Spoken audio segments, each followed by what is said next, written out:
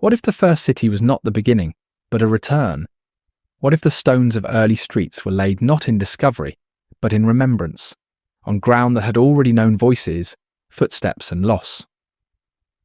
When we trace history backward, we eventually reach a quiet edge where records dissolve and certainty softens into silence. Something feels missing there, like a room carefully emptied. Tonight, we will linger at that threshold, not to force answers, but to listen. So before you feel too comfortable, take a moment to like the video and subscribe, but only if you truly enjoy what I'm creating here. And if you'd like, share your location and local time, so we know where in the world this journey is being heard. Now let your thoughts drift gently as we begin this longer passage together on historic sleep, following the faint echoes of what may have existed before the first city ever appeared. The problem does not begin with ruins, but with timing. When archaeologists speak of the first cities, they often describe a suddenness that feels almost impolite, as if history itself skipped a few steps.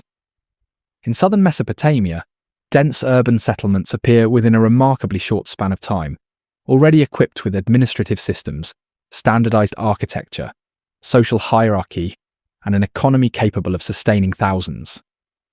There is little evidence of a long, hesitant rehearsal. No clear trail of failed prototypes. No extended period of architectural stuttering. The city simply arrives, already speaking in full sentences. This abruptness has long been treated as progress accelerating naturally, the inevitable result of agriculture reaching a tipping point. Yet the ground beneath that explanation is softer than it appears. Agriculture itself in this region shows signs of refinement that suggest prior experimentation elsewhere or earlier. Irrigation canals appear planned rather than improvised. Crop management reflects familiarity with seasonal rhythms that would normally require generations of observation.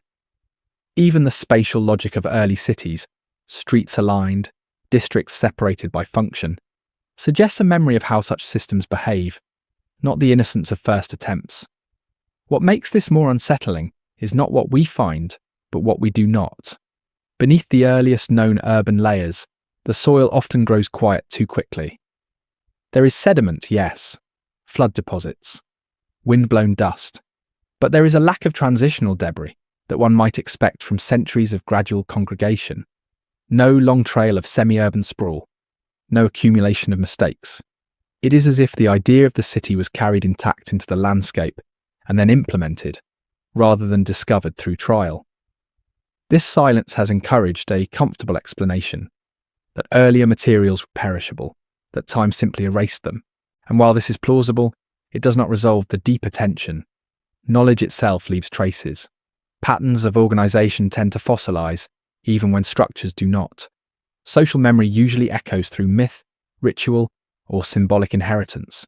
Yet here, the myths that survive already speak of beginnings that are not beginnings at all. They hint at cycles, at renewals, at worlds reordered rather than created. The first cities, as we label them, arrive with a confidence that feels borrowed. Writing emerges not as a crude experiment, but as a system with rules, conventions, and abstraction. Bureaucracy appears fully formed, concerned with surplus, labour, and control. Religious complexes rise at the centre of urban life, already encoding cosmologies that imply long contemplation of the heavens and the earth. These are not the concerns of a culture just learning to live together. They are the concerns of one that remembers what disorder costs. It is tempting to interpret this as the natural outcome of human ingenuity, finally freed from scarcity. But that narrative assumes linear ascent, and the archaeological record is rarely so obedient. There are hints, subtle, easily dismissed, that suggest interruption rather than origin. Settlement layers show rebuilding rather than expansion. City plans repeat motifs, as if following inherited templates. Certain symbolic forms appear fully standardized across wide regions with little variation, as though copied from a source no longer present. Even population estimates raise questions. Early cities seem to swell rapidly, absorbing numbers that would require surrounding networks already capable of supporting them. Trade routes appear active from the start, moving materials across vast distances. This implies not just innovation, but coordination. Not improvisation, but recall. It suggests that when cities rose, they did so into a world that was already socially primed, even if its physical traces had been softened or buried. Some researchers have suggested environmental catalysts, climate stabilization after chaos, rivers settling into predictable patterns. Others point to cognitive thresholds, symbolic thought reaching a critical mass. These explanations may be true without being complete. They describe conditions, not continuity. They explain why something could happen, not why it happened this way, with such speed and coherence. There is also the question of forgetting. Human societies are not only shaped by what they remember, but by what they choose, or are forced to let go. Disruption can compress memory, leaving only fragments encoded in story or ritual. If earlier systems collapsed under stress, climatic, geological, or social, the survivors might rebuild with urgency, carrying forward only what felt essential. In such a case, the city would not be an invention, but a recovery, stripped of its deeper history. The discomfort many feel around this idea comes not from lack of evidence, but from its implications. It challenges the idea of a single, triumphant dawn of civilization. It suggests vulnerability, where we prefer inevitability. It implies that complexity can be lost, not just gained. And perhaps most unsettling, it raises the possibility that the first cities were built in the shadow of something already gone. As the earliest urban centres settle into the record, they do not announce themselves as beginnings. They speak instead with the quiet authority of continuation. Their walls enclose not just people, but assumptions about order, labour, divinity, and time that feel older than the bricks themselves. We inherit these assumptions without noticing their age, mistaking familiarity for origin, and so the question remains unresolved, suspended between layers of earth and layers of interpretation. Were these cities truly the first, or merely the earliest survivors, of a much longer, more fragile experiment? If something did exist before them, why does it retreat so completely from our instruments, leaving behind only patterns without parents? The ground beneath the first cities does not answer. It absorbs. It waits. And in that waiting, it invites a more careful listening, one that does not rush to name beginnings, but lingers in the space where continuity has been interrupted, and history has learned how to be quiet. The list begins calmly enough, with names that sound human, almost familiar, and reigns measured in decades that resemble political memory. Then, without warning, time stretches. The years swell into centuries, then millennia, as if chronology itself has lost restraint. The Sumerian king list does not hesitate when it crosses this threshold.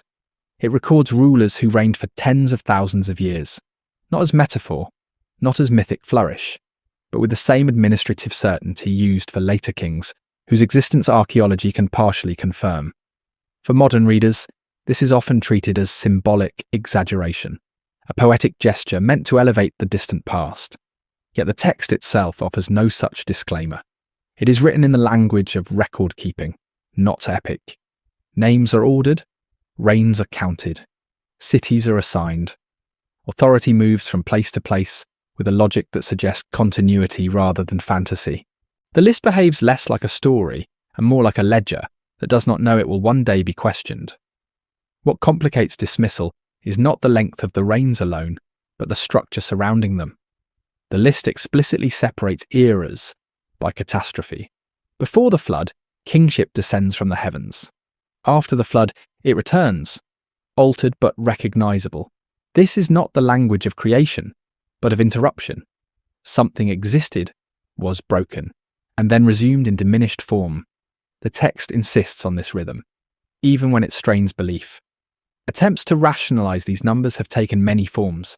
Some suggest alternative units of time, lunar cycles mistaken for years, or symbolic numerology embedded in base 60 counting systems. These explanations can soften the scale, but they do not dissolve the underlying issue. Even adjusted, the reigns remain unusually long, and more importantly, the idea of continuity across a world-ending event remains intact.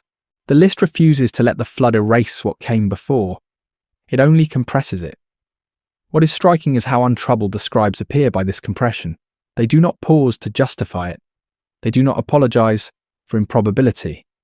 They record. In doing so, they preserve an assumption that memory survived catastrophe, that authority had roots extending deeper than the visible ruins of their own cities. This assumption quietly undermines the notion that civilization began fresh after disaster. It suggests instead a lineage remembered through fragments. The king list is not alone in this. Other early texts echo the idea of a distant age of extraordinary figures, often associated with divine proximity or heightened order. Yet the king list stands apart because of its administrative tone. It reads as if it were copied from earlier copies, each generation inheriting numbers it no longer fully understood, but did not feel authorized to discard. In this way, the exaggeration itself becomes evidence, not of fantasy, but of preservation without context. Archaeology, constrained by material survival, cannot confirm these reigns. No bones last that long. No walls stand for tens of millennia. And so the list is often sidelined, treated as cultural ornament rather than historical signal. But this response may reveal more about modern expectations than ancient intent. We are comfortable with beginnings that scale logically. We are less comfortable with records that imply depth without debris. There is also the matter of sequence. The cities named in the list do not appear randomly. They align with known centres of early urban power. Some of the later kings correspond to figures attested elsewhere. This blending of the verifiable and the implausible creates an uncomfortable continuity. If the later entries are anchored, what severs the earlier ones entirely from reality? At what point does memory become myth? And who decides? One possibility is that the list encodes duration rather than lifespan. Eras of governance, cultural phases, or remembered ages collapsed into single names. In this reading, the kings are not individuals, but containers for time itself. Their reigns measure not years lived, but worlds sustained. This does not render the list meaningless. It reframes it as a mnemonic device, preserving the length of something lost when the details could no longer be carried forward. If so, then the pre-flood section of the list may represent a memory of extended stability, a time when order persisted long enough to feel endless compared to what followed. The flood, whether literal or symbolic, becomes the rupture that resets scale. After it, time shortens, reigns contract, history accelerates. This transition mirrors something psychological as much as geological, the difference between inherited continuity and lived uncertainty. What remains unresolved is why such a memory would be preserved at all if it no longer served power. The list was copied by scribes serving later regimes. They could have omitted the uncomfortable sections. They did not. Instead, they framed their authority as a continuation of something impossibly old. In doing so, they tethered their present to a past they could not verify but refused to abandon. This refusal suggests that the idea of prior existence mattered deeply, not as nostalgia, but as legitimacy. Kingship, in this worldview, does not originate with cities. It arrives already sanctioned, already tested. Civilization, then, is not an experiment, but an inheritance, passed down through disaster, distortion, and forgetting. The king list does not explain itself. It does not clarify whether its early figures walked among ordinary humans or stood for something larger. It simply stands, quietly insisting that the past was longer, stranger, and more resilient than the layers we can excavate. And in that insistence, it opens a crack in the story of beginnings, one that doesn't lead backward into clarity, but downward into a deeper silence where time itself seems to hesitate. Between the first cities and the deep past they seem to rise from, there is a pause that archaeology struggles to name. It is not empty in the sense of lifelessness. It is empty in the way a memory goes quiet when language has not yet learned how to carry it. Before writing, before standardized marks pressed into clay, human experience existed without leaving behind a voice we can easily hear. What remains is texture, residue, alignment, evidence without narration. This is where certainty thins. The archaeological record can describe tools, hearths, bones, and post holes, but it cannot easily describe intention. It cannot tell us what was known, only what was made. And yet, when we look closely at the earliest written societies, they behave as if knowledge had already accumulated somewhere else. Writing does not emerge to tell stories or preserve myths. It emerges to count, to measure, to regulate. It appears already disciplined, already abstracted, as though speech had been carrying these structures silently for a long time. The silence before writing is often explained as simplicity. Oral cultures, it is said, do not require permanence. But this assumption mistakes absence for absence of complexity. Oral transmission can preserve astonishing precision when the social conditions demand it. Songlines, ritual recitations, genealogies carried across generations. These are not primitive systems. They are fragile ones, vulnerable to disruption. A single break in continuity can erase centuries without leaving a mark in the soil. If such a break occurred before the rise of the first cities, it would leave behind exactly what we see: material competence without narrative ancestry. Techniques appear without their learning curves. Social organization manifests without recorded negotiation. Symbols arrive standardized, as if agreed upon long ago. The silence does not mean nothing happened. It may mean too much happened too suddenly for memory to stabilize.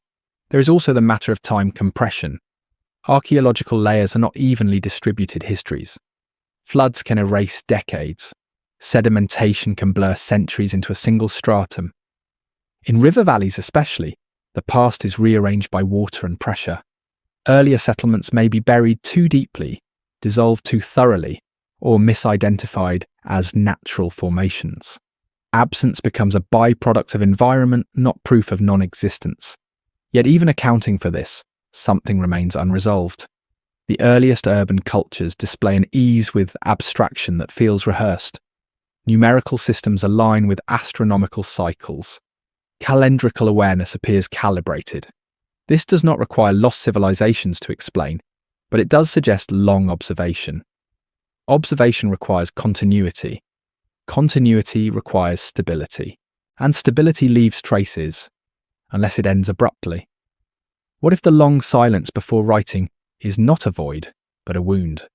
A period where transmission failed, where speech survived but context did not.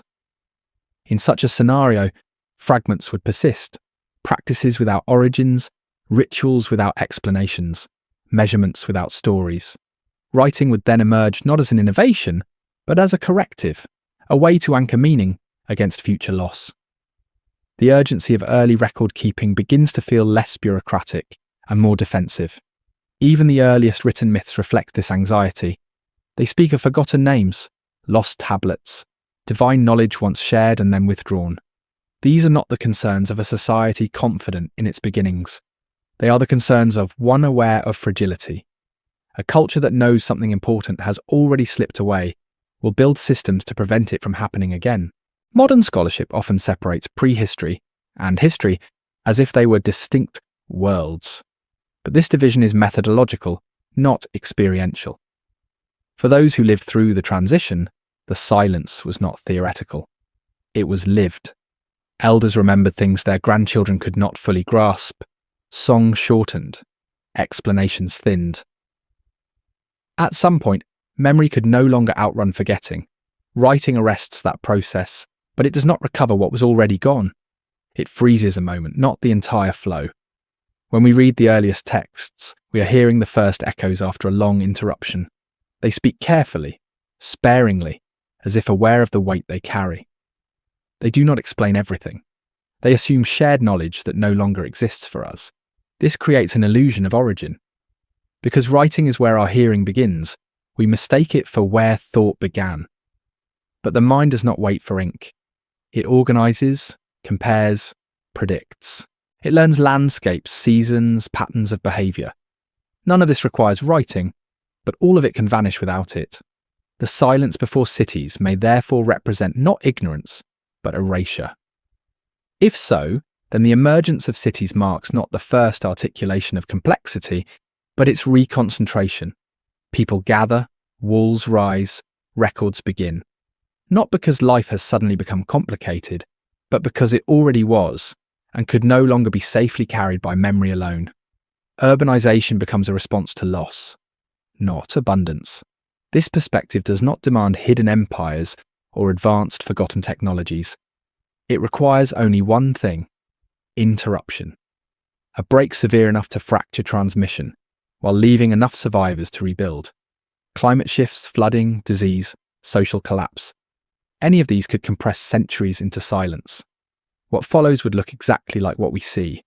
Sudden order, inherited without explanation. The silence before writing does not accuse the past of deception. It accuses us of impatience. We want beginnings we can date, origins we can excavate. But some histories do not begin. They resume. And when they do, they speak softly at first, unsure of what the future will remember. The ground keeps its secrets not because they are forbidden, but because they were never given a durable voice. Writing arrived too late to save them. It could only mark the moment after forgetting, when humanity decided that memory alone was no longer enough. The earth remembers in layers, but it does not remember kindly. In river valleys, memory is rewritten by water, pressed flat, scattered, and sealed beneath new surfaces that look deceptively calm. When archaeologists cut into the soil of ancient Mesopotamia, they do not read history as a smooth descent.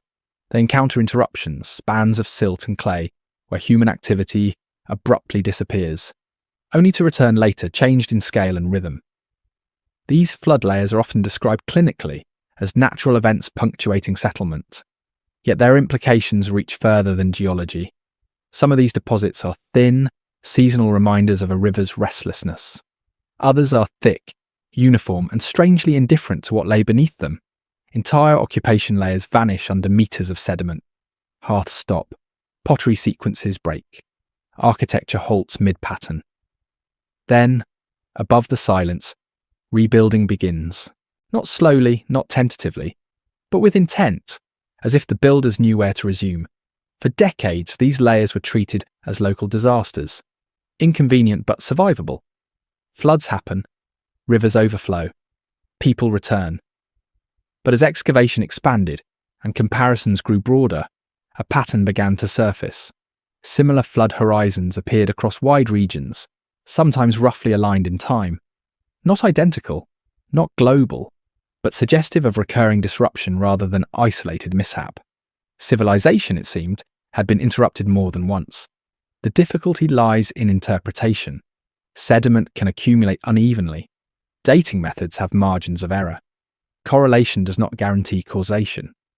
And yet when early texts speak insistently of floods, not as single events but as archetypal resets, the convergence becomes difficult to ignore. Myth and mud begin to echo each other. Not in detail, but in rhythm. The flood narratives do not describe gentle inundation. They speak of erasure, of noise swallowed, of order undone. More importantly, they speak of survival that is selective. Knowledge is saved by a few, often encoded in vessels, lists or memory, rather than monuments. Afterward, life resumes with familiarity, but something essential has been reduced. Longevity shortens. Contact with the divine fades. The world becomes heavier. This mirrors what the ground suggests. After major flood layers, settlements often reappear with modified layouts, altered materials, or new emphases. Continuity exists, but it is thinner. Skills persist, but explanations do not.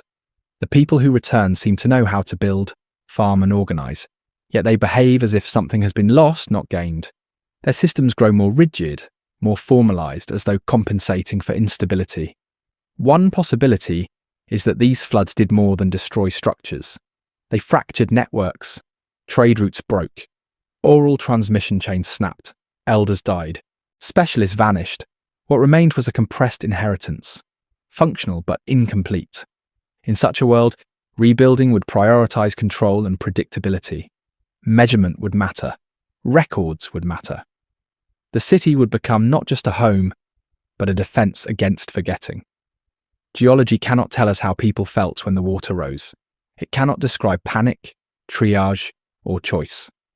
But it can show us that time was not gentle. Repeated disturbance would have shaped cultural psychology. A society that has lived through resets does not see the world as stable. It sees it as conditional. This awareness seeps into myth, architecture, and governance. Importantly, not every flood needs to be catastrophic to be transformative. A sequence of severe events over generations can erode continuity as effectively as a single overwhelming one. Memory does not require apocalypse to fail. It requires only interruption repeated often enough that repair becomes survival rather than reflection. This reframes the idea of a singular great flood. Instead of searching for one definitive layer that explains everything, we might consider a long era of instability, remembered later as a single story, because memory itself had been compressed. The flood becomes a symbol not of one moment but of many, collapsed into a narrative that could be carried forward when details no longer could. In this light, the sudden rise of organised urban life after periods of flooding begins to look less miraculous and more necessary. When the land is unreliable, people cluster. When memory is fragile, they write. When the past has proven vulnerable, they build systems to outlast individuals. Civilization becomes an adaptive response to loss, not an expression of abundance. This does not mean that early societies were merely reacting. They were creative, resilient, and observant. But their creativity was shaped by a landscape that had taught them impermanence. The flood layers beneath their feet were not abstract. They were reminders. Each foundation trench cut through sediment that marked a prior ending. What remains unsettling is how quietly these endings sit beneath our reconstructions. Museums display continuity. Timelines flow. The interruptions are footnotes, yet for those who lived through them, the breaks would have been central. They would have defined what was worth preserving and what could be abandoned. Over time, this selection becomes culture. The earth does not preserve fear or resolve. It preserves only pressure and absence. But absence, repeated often enough, begins to speak. It tells us that the story of early civilization is not a straight ascent from simplicity to complexity. It is a pattern of loss and reassembly, guided by memory that is always one disruption away from silence. As we move upward through the layers, the floods recede into legend, then metaphor. Their physical trace is thin, but their influence remains. They shape how beginnings are told, how authority is justified, how the past is imagined. And beneath it all, the soil waits, holding the record of how many times the world had to be started again. When structures fail, stories endure. Long after walls dissolve and cities flatten into soil, narrative continues to move, carried by breath, rhythm, and repetition. In societies where writing has not yet fixed memory into clay or stone, myth becomes architecture. It holds weight. It organises space. It preserves instructions disguised as meaning. And when catastrophe interrupts continuity, it is myth, not monument, that slips through the cracks. This is why the earliest civilizations speak so often in stories that feel older than their cities. Their myths do not describe discovery. They describe inheritance. They speak of knowledge received, not invented. Techniques are given. Laws are revealed. Order descends from elsewhere, already formed. The gods do not teach gradually. They instruct, as if resuming a lesson interrupted long ago. Modern readers often approach myth as metaphor, a symbolic language for psychological or social truths. This lens is useful but incomplete. In cultures where memory is fragile, myth also functions as compression. It condenses vast spans of experience into forms that can survive disruption. What cannot be carried in detail is carried in pattern. What cannot be preserved as explanation survives as story. Consider how often early myths insist on repetition. Worlds are created, destroyed, and recreated. Ages end not in quiet transition, but in collapse. Survivors rebuild with guidance drawn from memory, rather than innovation. This structure mirrors what we observe archaeologically. Long silences followed by sudden order. Myth does not explain the silence. It moves around it, preserving only what must be remembered. In this way, myth becomes a storage system optimized for loss. It does not aim for accuracy. It aims for resilience. Details that depend on stable transmission are discarded. Relationships that anchor behavior are kept. Sacred numbers persist when their original meanings fade. Ritual gestures survive even when their reasons are no longer spoken. Over time, the myth grows opaque, but it continues to function. This opacity is often mistaken for fantasy. But fantasy invents. Myth conserves. The strangeness of early stories, their impossibly long lives, their gods who walk among humans, their sudden catastrophes, may reflect not imagination run free, but memory strained by compression. When centuries must be reduced to verses, exaggeration becomes structure. The gods themselves may be part of this compression. In many early traditions, divine figures act less like abstractions and more like authorities with technical knowledge. They establish cities, they assign roles, they measure land, they teach writing, farming, metallurgy. These are not whimsical acts, they are instructions. And once the context that produced those instructions disappears, the instructors become divine. This does not require literal gods walking the earth. It requires a symmetry of knowledge. When a society inherits techniques without their developmental history, those techniques appear as gifts. Their origin is externalized. The past becomes other. Myth steps in to hold the gap. Importantly, myth is not static. It shifts as societies stabilize. As writing emerges, myth is gradually reorganized. Some elements are formalized into religion. Others are trimmed. Contradictions are smoothed. What remains is often a simplified echo of something once more complex. But even in this reduced form, myth continues to signal that the present is built atop something older. This signal becomes especially clear when myths from distant cultures resemble one another without clear contact. Floods recur, civilizing figures arrive after catastrophe. Knowledge is restored, not discovered. While each tradition is distinct, the shared structure suggests a common human response to disruption rather than a shared event. Loss, when widespread enough, produces similar memory strategies. In early Mesopotamia, myth and administration grow together. Temples function as economic centers. Ritual calendars align with agricultural cycles. Stories are embedded in practice. This integration suggests that myth was not entertainment, it was infrastructure. It helps societies coordinate behaviour in the absence of full historical clarity. From this perspective, the emergence of writing marks not the triumph of reason over story, but the formalisation of memory under threat. Writing freezes myth at a particular moment, preserving it beyond the reach of voice. But it also narrows it. What cannot be written easily, tone, improvisation, layered meaning, is lost. The myth becomes a text. Its flexibility hardens. And yet even as myth is written down, it continues to whisper of something earlier. It retains references to lost places, forgotten names, and vanished orders. It remembers that the world has been reset before and maybe again. This memory shapes how societies understand authority and fragility. Laws are framed as ancient. Kings rule by precedent, not novelty. Change is suspect. Stability is sacred. The persistence of myth therefore challenges the idea that early civilization began in ignorance. Instead, it suggests awareness of loss. A society that believes itself to be first does not obsess over catastrophe. One that knows it is not does. Myth becomes a warning system, reminding each generation that order is provisional. This warning is rarely explicit. It lives in repetition, in ritual reenactment, in stories told without explanation. Children learn them before they can question them. Adults repeat them even when they no longer understand. In this way, myth outlives understanding.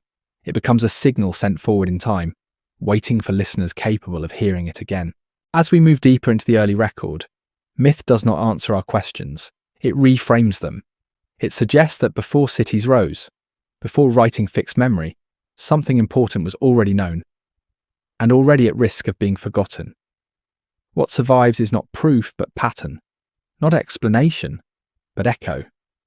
And in that echo, civilization recognizes itself not as a beginning, but as a continuation struggling to remember what it once knew and what it once lost. Organization appears early, and it appears whole. In the first cities, systems emerge not as tentative experiments, but as integrated frameworks. Administration, labor specialization, sacred authority, and spatial planning interlocked from the start. This completeness is often celebrated as ingenuity, yet it carries a quieter implication. Complex systems rarely assemble themselves all at once. They accrete, they fail, they are revised.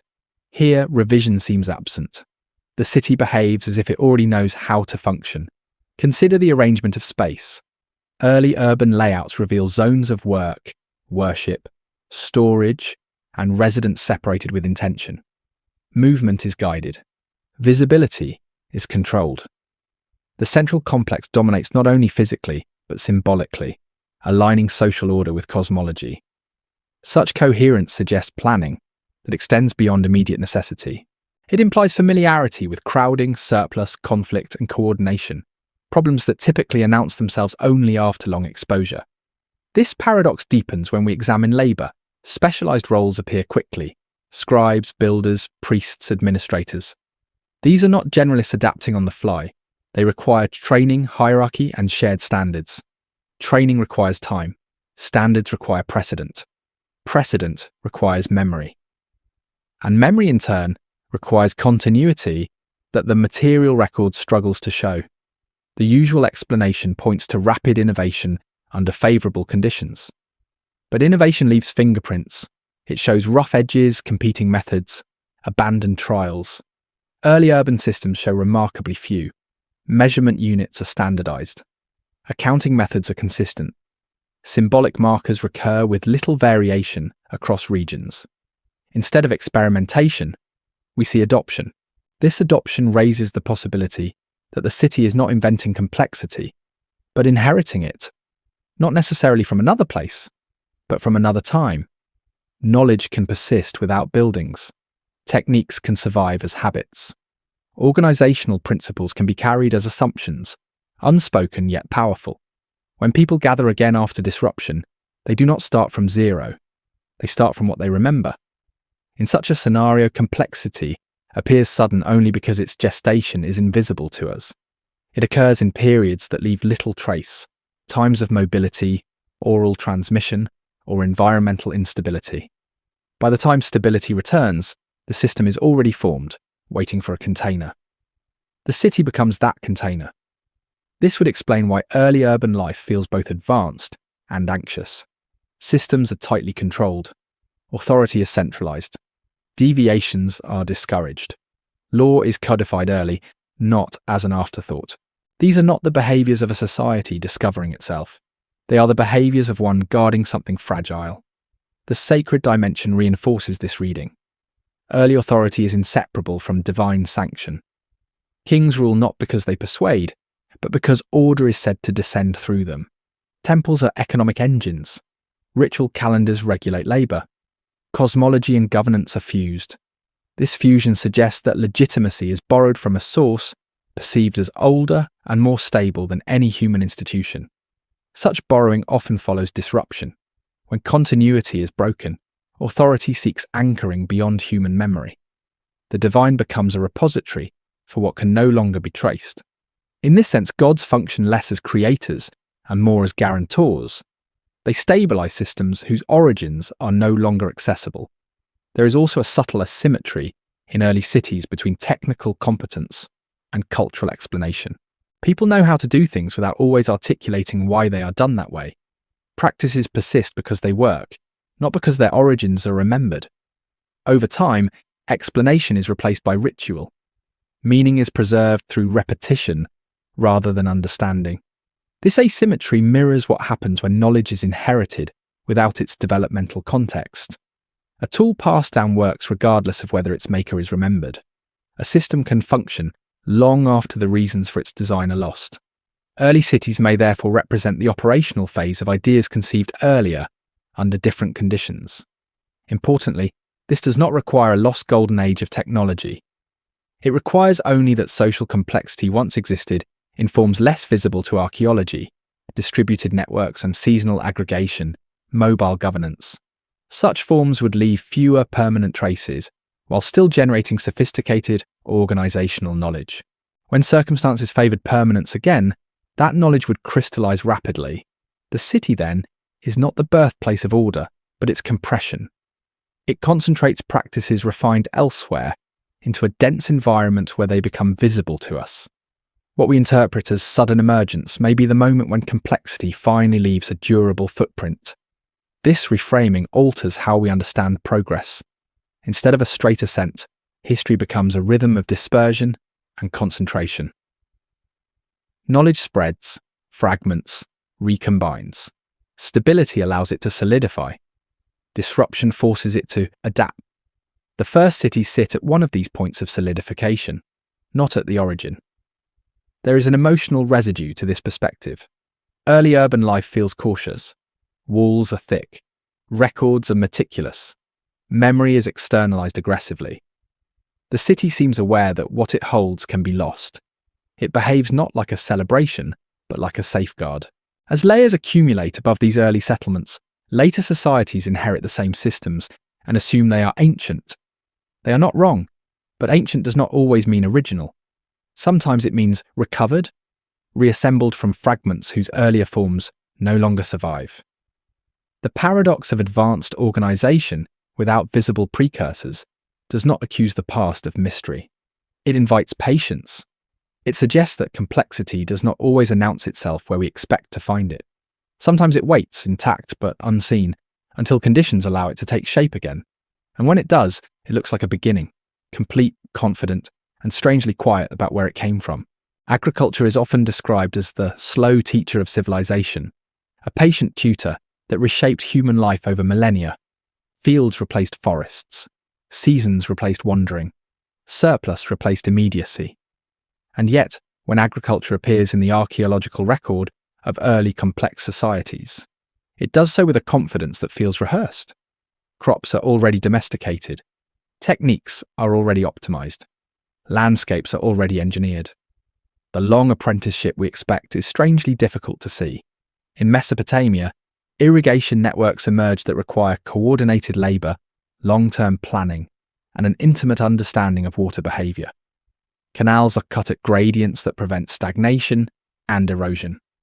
Fields are laid out with awareness of salinity and flood cycles. These are not the improvisations of first attempts. They reflect accumulated knowledge that normally emerges through error, failure, and adjustment. The plants themselves tell a similar story. Domesticated grains show genetic changes that imply sustained selective pressure. This process is slow by nature, unfolding across generations of careful harvesting and replanting. Yet by the time dense settlements appear, these crops are already stable, productive, and central to survival. The question is not whether domestication occurred, but where its early stages unfolded, and why their traces feel so faint. One explanation is geographical displacement.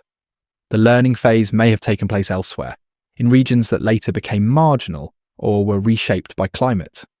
As environments shifted, people could have carried their agricultural knowledge into new valleys, applying refined techniques quickly.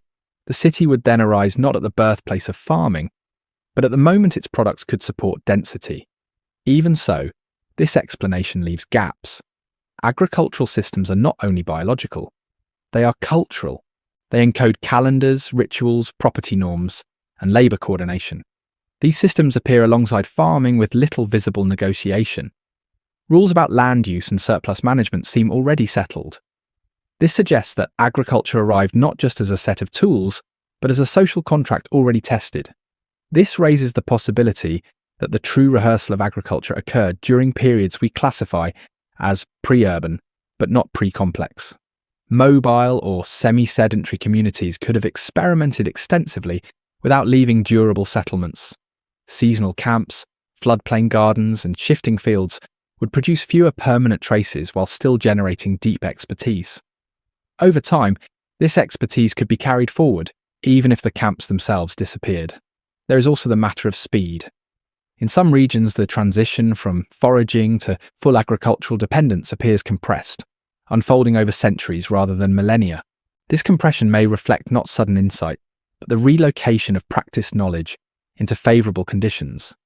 When circumstances align, stable climates, rich soils, predictable water, systems mature rapidly. The silence around agriculture's rehearsal phase mirrors the silences elsewhere in early history. It suggests that foundational processes often occur in contexts that archaeology struggles to capture. Learning leaves lighter footprints than application. Experimentation is quieter than consolidation. By the time we see agriculture clearly, it is already past its most fragile stage. This fragility matters. Early farming is risky. Crop failure can be catastrophic. Soil exhaustion can follow success. Salinity can creep unnoticed. The willingness to commit entire communities to agriculture implies confidence born of experience. Such confidence is unlikely to arise from a single generation's trial. It is inherited. Myth again reflects this inheritance. Early stories rarely portray agriculture as an invention. It is taught, gifted, or restored. Knowledge of planting arrives fully formed, often after chaos. The land must be reordered. Seeds must be placed correctly. The emphasis is on correct practice, not discovery. Myth remembers agriculture as something known before, not figured out anew. This does not mean that agriculture is ancient beyond measure. It means that its critical learning phase may be socially invisible. Once knowledge reaches a threshold, it can spread rapidly, leaving behind a misleading impression of sudden transformation. The city then appears as agriculture's companion, not its tutor. There is an additional tension embedded in early farming societies: dependence. Once agriculture anchors survival, flexibility diminishes, mobility declines, diet narrows, risk concentrates. Societies that adopt agriculture wholesale are often those that feel compelled to by population pressure, environmental change, or memory of instability. Farming becomes a strategy of control in an uncertain world. This reframes agriculture not as a leisurely progression toward comfort, but as a response to constraint. It is a technology of commitment. Once chosen, it reshapes everything. The speed with which early societies commit suggests urgency, not curiosity. It suggests that alternatives had become unreliable. If earlier disruptions had fragmented older ways of life, agriculture would offer predictability. It would allow planning beyond the next season. It would support storage, hierarchy, and defense. In such a context, the rapid adoption of refined farming practices makes sense. They were not new ideas. They were solutions whose time had come again. The missing rehearsal of agriculture therefore echoes the missing rehearsal of cities. Both appear suddenly because their learning curves are hidden. Both reflect knowledge carried forward through instability and applied decisively when conditions allow. What we see is not origin, but deployment. This perspective softens the boundary between prehistory and history. It suggests that human adaptation is continuous, even when its traces are not. Agriculture did not leap into existence. It accumulated quietly, waiting for a moment when it could no longer remain dispersed. By the time fields stretch between canals and granaries anchor cities, the experiment is already over. What remains is implementation, refinement, and the long negotiation with consequences. The true beginning lies earlier, in a landscape of trials we can barely hear, where hands learned what seeds remember, long before walls rose to protect them. The sky does not rush, and neither does the knowledge drawn from it. Long before writing fixes numbers into clay, long before temples rise to frame the horizon, attention has already been trained upward. Early civilizations do not behave like societies encountering the heavens for the first time. They behave like inheritors of a discipline whose rules were learned slowly, patiently, and at great cost. When astronomical systems appear in the earliest cities, they are already embedded in daily life. Time is divided with intention. Months are tracked against lunar cycles. Seasons are anticipated rather than reacted to. Agricultural labour, ritual observance, and political authority are synchronized with celestial movement. This synchronization is unforgiving. A miscalculation can unravel food supply, ritual legitimacy, and social order, all at once. Precision here is not decorative, it is existential. Such precision implies duration. One cannot infer long cycles from short observation. Patterns in planetary movement, eclipses, and seasonal drift require repeated confirmation across generations. Even the most basic calendar demands correction and adjustment over time. And yet, by the time we can read these systems, they appear settled, already trusted, already authoritative. This creates a quiet tension. Astronomy seems older than the structures that display it. The sky feels like a remembered companion, rather than a newly studied subject. Early texts speak of celestial order as something established, not discovered. The heavens regulate, judge, and instruct.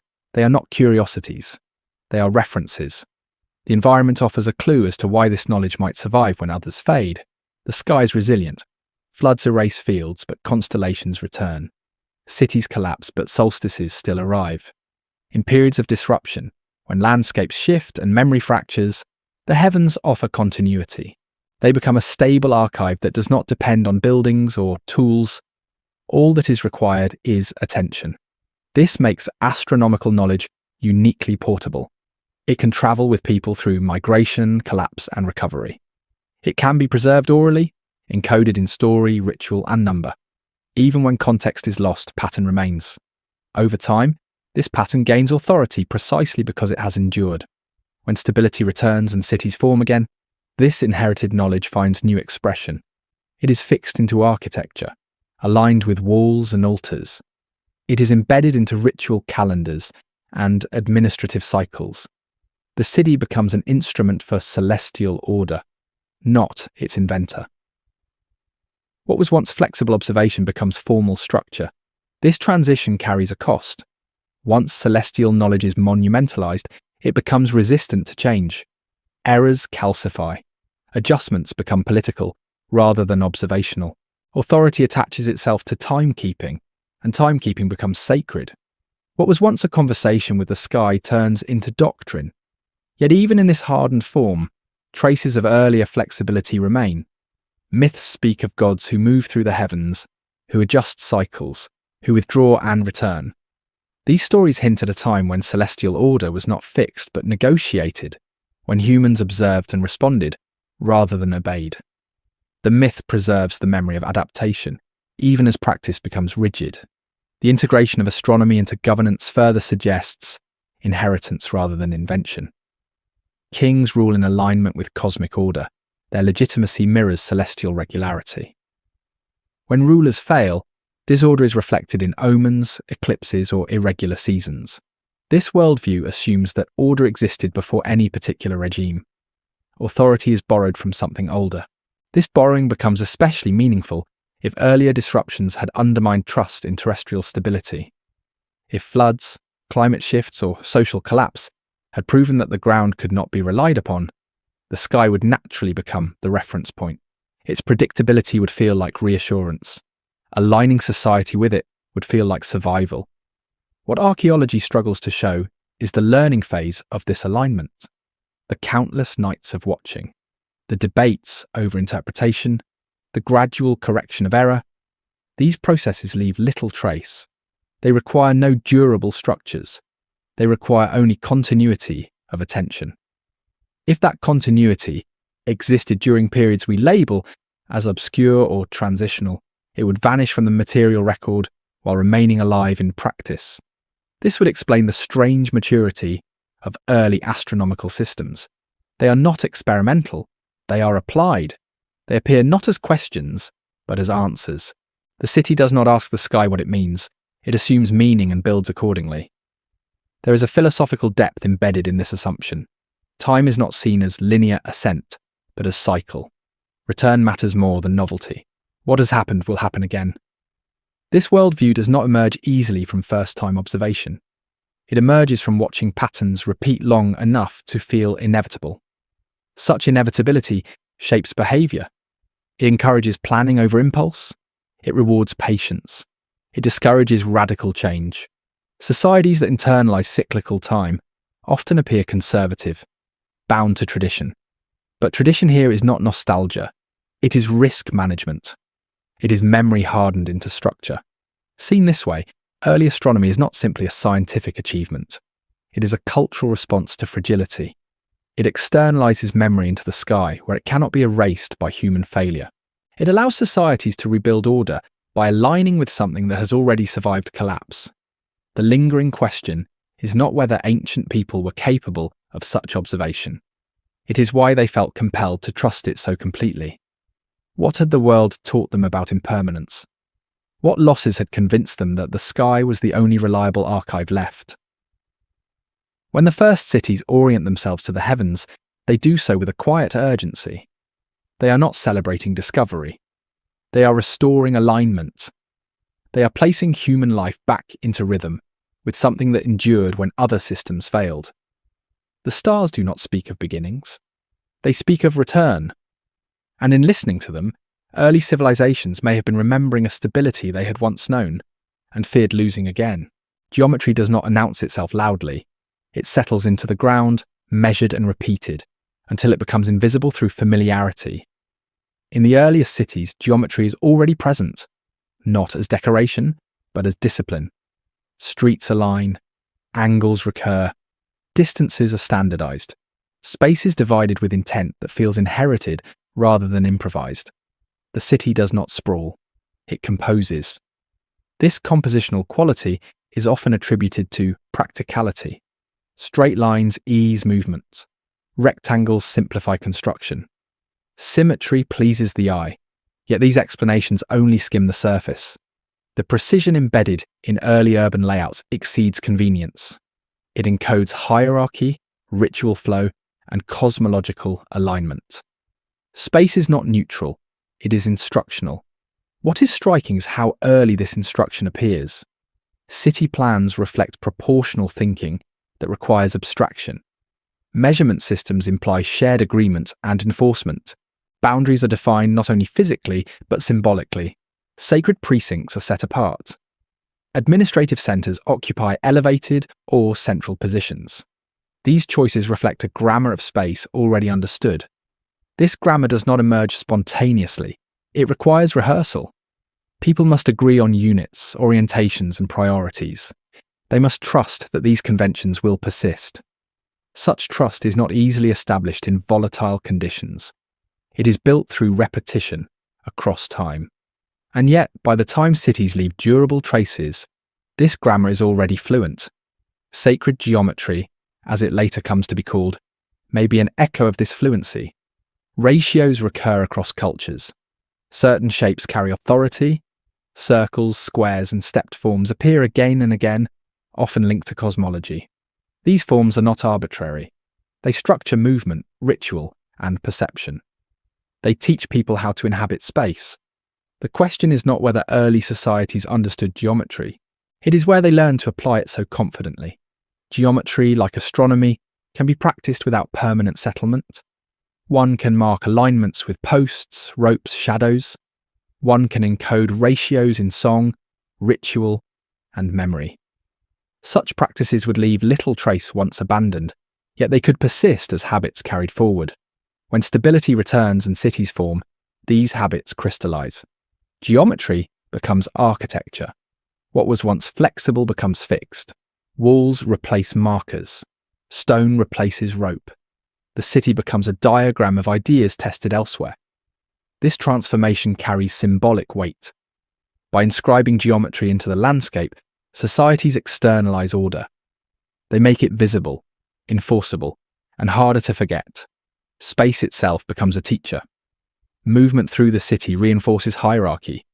Orientation reinforces cosmology. Daily life becomes rehearsal of an inherited pattern. The repetition of similar geometric principles across early civilizations has often been noted. While direct contact cannot always be proven, the resemblance suggests shared constraints rather than shared origin. Humans responding to disruption may converge on similar solutions. Geometry offers predictability. It stabilizes behavior. It reduces ambiguity. In uncertain worlds, such qualities are prized. Yet there is also a deeper implication. Geometry abstracts reality. It strips complexity into form. This abstraction requires a certain detachment from immediate survival. It implies time to think, to plan beyond the next season. That such abstraction appears so early suggests that thinking in patterns predates dense settlement. Myth again aligns with this reading. Sacred spaces are described as ordered copies of a cosmic template. Temples mirror the heavens. Cities replicate divine arrangement. The act of building becomes an act of remembering. Geometry bridges the seen and unseen, linking human order to something perceived as older and more stable. This linkage would be especially powerful after loss. If previous systems had collapsed, rebuilding them exactly might feel impossible. But rebuilding their patterns would feel achievable. Geometry preserves pattern without requiring memory of origin. It allows continuity without narrative. Over time, the meaning of these patterns may fade. Shapes persist, even when their symbolism is no longer articulated. Rituals continue because they are embedded in space. People walk paths laid out long ago, without knowing why they turn where they do. The city becomes a fossil of intention. From an archaeological perspective, this fossilization can mislead. We see the finished form and assume invention. We overlook the possibility that form is the last stage of a longer process. Geometry appears suddenly because its earlier expressions were ephemeral. There is also a subtle tension between geometry and adaptability. Fixed layouts resist change. Once walls are built, movement is constrained. Authority solidifies. This rigidity can preserve order, but it can also trap societies in outdated configurations. What was once adaptive becomes dogma. This tension may explain why later cultures reinterpret early geometric forms. They add ornament. They mythologize proportions. They argue over correct orientation. The original functional clarity becomes sacred mystery. Knowledge hardens into tradition.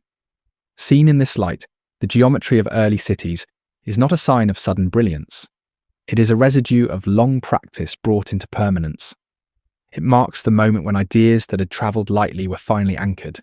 The city, then, is not the birthplace of order, but its archive. Geometry inscribed into stone is memory made visible.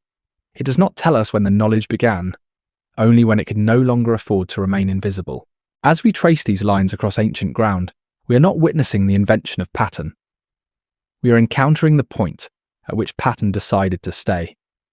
And beneath that decision lies a quieter history, of measurements taken without walls, of alignments made without monuments, of order practiced long before it was built to last. In the earliest cities, authority does not present itself as newly claimed. It arrives already justified, already sanctioned, already older than the people who exercise it. Kings do not argue for their right to rule. They inherit it. More precisely, they receive it. Power descends, it is said, from above or from before. The language of legitimacy points backward, not outward. This backward orientation is striking. Societies at the supposed dawn of civilization do not speak like pioneers. They speak like caretakers. Their rulers frame themselves not as founders, but as intermediaries between an ancient order and a fragile present. The gods, in this arrangement, are not creators of the world so much as custodians of a system that must be maintained. These divine figures are consistently portrayed as teachers. They instruct humans in agriculture, law, writing, measurement, and ritual. They establish cities, assign boundaries, and define roles. They do not experiment, they deliver. Their knowledge is complete, authoritative, and non-negotiable. Once given, it is not debated, only obeyed. Modern interpretations often treat these gods as symbolic representations of natural forces or social functions. This may be true, but it does not exhaust their role. In the earliest texts, the gods behave like repositories of knowledge whose human origins are no longer accessible.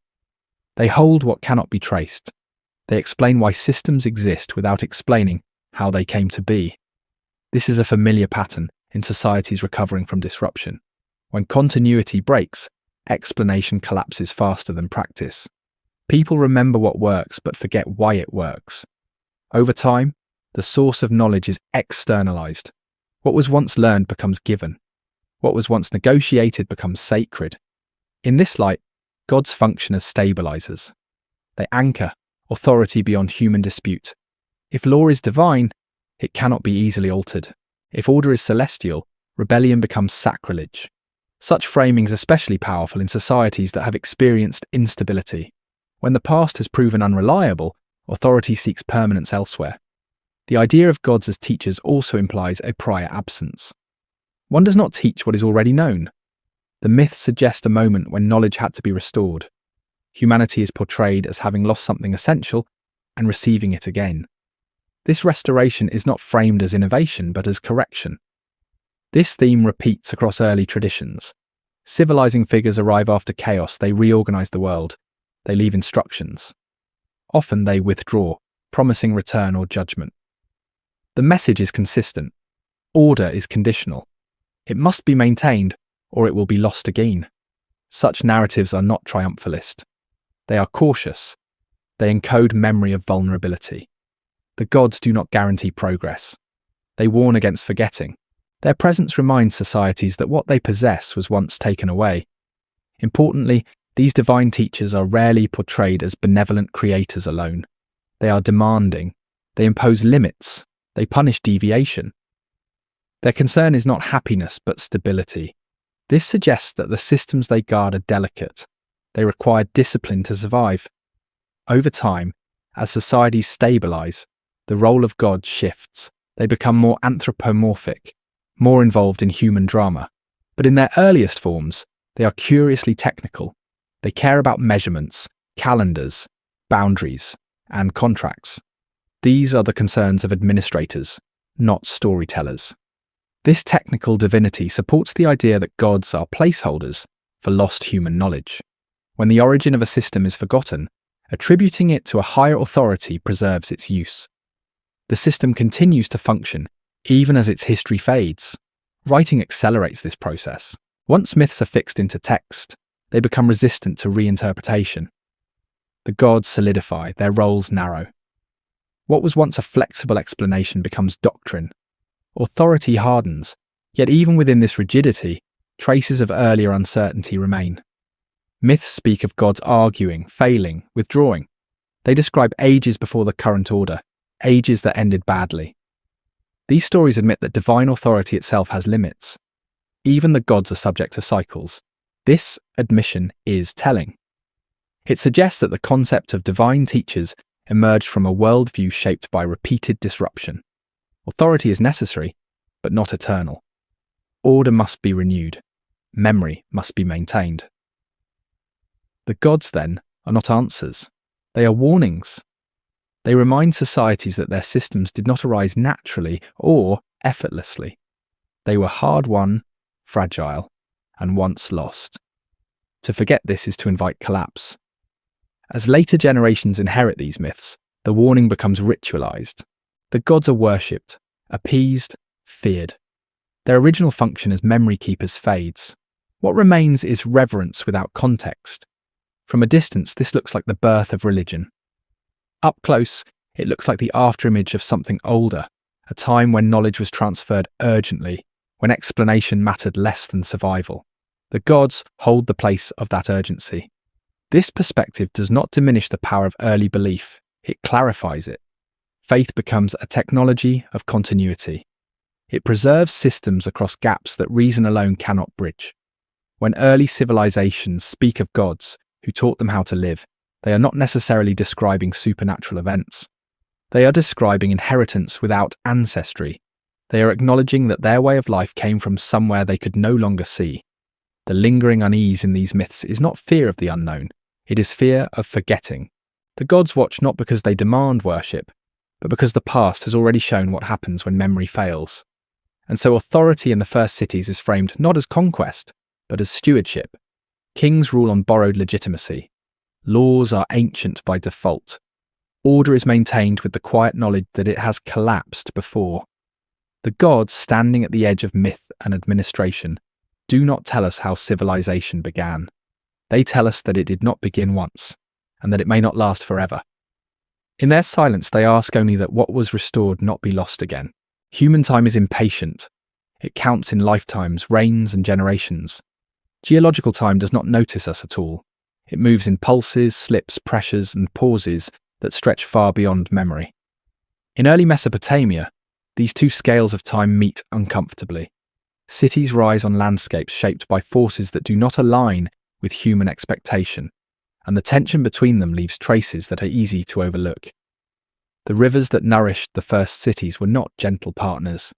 They migrated, cut new channels, abandoned old ones, and buried entire floodplains beneath layers of sediment. Over centuries, this movement could erase settlements so thoroughly that later inhabitants would never know they stood on inhabited ground. To human eyes, the land appeared new. To geological time, it was merely rearranged. This mismatch creates a problem for interpretation. When archaeologists encounter a sudden beginning, it may reflect not creation, but exposure. A landscape reshaped by flood or deposition can present itself as empty, even if it has been lived on repeatedly. Each cycle resets the surface while preserving deeper memory beyond easy reach. Early texts seem to sense this instability. They speak of ages measured not just in years, but in worlds. Before and after are not simple markers. They are thresholds. Something ends. Something resumes. The scale of loss implied in these stories feels disproportionate to ordinary human experience. It suggests encounters with forces that compress history without regard for continuity. From a geological perspective, such compression is ordinary. Rapid sedimentation can bury centuries in days. Earthquakes can reorder landscapes instantly. Climate shifts can redraw habitable zones within a few generations. To those living through such changes, the past would feel suddenly inaccessible, not gradually distant. This helps explain why early civilizations place such emphasis on permanence. They build in brick and stone, they record in clay, they align with the sky. These choices reflect a desire to anchor human order against a background that has proven unreliable. When the ground cannot be trusted, memory must be reinforced. Yet even these reinforcements are modest against geological scale. No city lasts forever. No canal resists silt indefinitely. The awareness of this limitation seeps into early thought. Time is seen as cyclical, not progressive. Collapse is not failure. It is expected. This expectation alters how beginnings are understood. A society that believes collapse is inevitable does not frame itself as the first. It frames itself as the current. It knows it occupies a moment between forces larger than itself. Its task is not to originate, but to endure. Geological evidence supports this humility. Beneath early urban layers lie long periods of environmental fluctuation. Wet phases alternate with dry ones. Productive landscapes become marginal, then fertile again. Human settlement follows these rhythms, advancing and retreating. The city appears when conditions allow, not when humans decide. This conditional emergence undermines the idea of linear progress. It suggests that civilization is opportunistic, assembling when stability briefly aligns with accumulated knowledge. When that alignment breaks, the system fragments, but the knowledge does not vanish entirely. It disperses, waiting. Time then does not erase evenly. It selects. It preserves some things deeply and removes others entirely. Organic materials vanish, stone shifts, sediment accumulates. The record we inherit is biased toward what survived, not toward what mattered most to those who lived. This bias shapes modern narratives. We see cities and assume novelty. We see gaps and assume ignorance. But from a geological perspective, gaps are active processes. They represent periods when the surface was reset faster than memory could be externalized. Early myths may encode awareness of this process. They do not describe time as smooth. They describe it as layered, broken, restarted. Floods, winds, and upheavals are not exceptions. They are structural features of existence. Humanity persists not by overcoming them, but by adapting repeatedly. This adaptation requires a particular relationship to time. One must accept loss without surrendering meaning. One must rebuild without assuming permanence. Early civilizations seem to internalize this stance. Their institutions are conservative. Their authority is ancient. Their innovations are framed as restorations. Seen this way, the long reigns, divine teachers, and cyclical ages take on a different tone. They are not claims of grandeur, they are acknowledgements of scale. They admit that human order is small compared to the forces that surround it. The discomfort modern readers feel when confronting these ideas may stem from our attachment to progress narratives. We prefer beginnings that move forward, not returns that repeat. But geological time does not validate that preference. It repeats regardless. If early societies recognize this, their caution makes sense. Their obsession with alignment, measurement, and memory becomes survival strategy rather than superstition. They are not celebrating their arrival, they are preparing for their eventual disappearance. This preparation is subtle. It does not announce itself as pessimism. It manifests as reverence for the past, distrust of novelty, and deep respect for cycles. The future is not imagined as better, only as different. The goal is not ascent, but continuity. In this framework, the question of what existed before the first city becomes less about lost greatness and more about repetition. Cities have likely appeared and disappeared many times, each constrained by the same environmental rhythms. What we call the first city may simply be the earliest one that survived long enough to be noticed. Geological time does not care which iteration we name. It only records pressure and change. Human time, by contrast, clings to narrative. It seeks beginnings and endings. Early civilizations stand at the intersection of these impulses, trying to make sense of a world that does not share their scale. The tension remains unresolved. It is written into the land, the myths, and the ruins. Cities rise knowing they are temporary. Memory is preserved, knowing it will fade.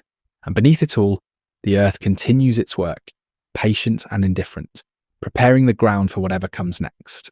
When stories from distant cultures are placed side by side, something subtle begins to emerge. Not a shared plot, not identical names or places, but a recurring structure that feels older than any single tradition. Again and again, there is mention of a time before the present order, a prior age remembered as fuller, more balanced, or closer to some essential truth. That age does not fade gradually. It ends, and what follows is not a clean beginning, but a world rebuilt under constraint. These accounts appear across regions that never touched one another, preserved in languages that evolved independently. Their agreement is not precise enough to imply a single event, yet too consistent to dismiss as coincidence. The past, they suggest, is not a straight line, but a sequence of resets. Memory survives, but only partially. What comes after must assemble itself from fragments. In many traditions, the earlier world is described as one where knowledge flowed more freely. Humans lived longer, spoke directly with divine figures, or understood the rhythms of nature intuitively. After the break, life becomes denser and more difficult. Time shortens, labour increases, the distance between humans and sacred order widens. These are not comforting fantasies. They read more like acknowledgements of loss. What matters is not whether such worlds existed exactly as described, but why so many societies chose to remember them this way. Myth does not invent anxiety without reason. It responds to lived experience that cannot be preserved in detail. When disruption erases continuity, memory compensates by enlarging what came before and compressing what followed. The earlier world becomes a symbol for coherence that is no longer accessible. These myths often emphasize that survival alone is insufficient. Those who endure catastrophe are burdened with responsibility. They must rebuild correctly. They must honor inherited patterns. Mistakes risk another collapse. This moral framing implies that previous failures were not merely natural, but social. Something was mishandled. Order was lost through neglect or hubris. Such framing aligns closely with what we see in early civilizations. Law codes emphasize restraint. Authority is conservative. Innovation is treated cautiously. Change is allowed only when framed as restoration. The past is invoked constantly, not because it is known clearly, but because it is feared as something that can be lost again. Comparative mythology reveals that floods, fires, darkness, and winds are interchangeable symbols. Each culture chooses the force that best reflects its environment. The deeper message remains the same. The world can be undone quickly. Human systems are fragile. Memory is selective. Importantly, these stories rarely portray the catastrophe as final. There is always continuation, but it is diminished. Something essential does not return. This lingering absence shapes the tone of early belief systems. They are not triumphalist. They are watchful. They emphasize duty over progress. When myths describe civilizing figures arriving after catastrophe, they often present them not as innovators, but as restorers. They bring laws that already exist. They reintroduce agriculture, measurement, and ritual, as if these were known before and temporarily forgotten. This suggests that myth preserves awareness of interrupted transmission rather than sudden discovery. The repetition of this motif across cultures hints at a common human experience, rebuilding after loss with incomplete inheritance. Knowledge does not vanish entirely, but it becomes unevenly distributed. Some skills survive, others do not. What remains is elevated, protected, and eventually sacralized. Over generations, this sacralization hardens into tradition. What was once practical becomes ritual. What was once flexible becomes fixed. The origin of the system fades, but its authority increases. Myth fills the gap left by explanation. This process helps explain why early civilizations appear simultaneously advanced and constrained. They possess refined systems, yet treat them as untouchable. They fear deviation. They distrust novelty. Such behaviour makes sense for societies that believe their order is borrowed, not invented. From this perspective, the idea of a first city becomes misleading.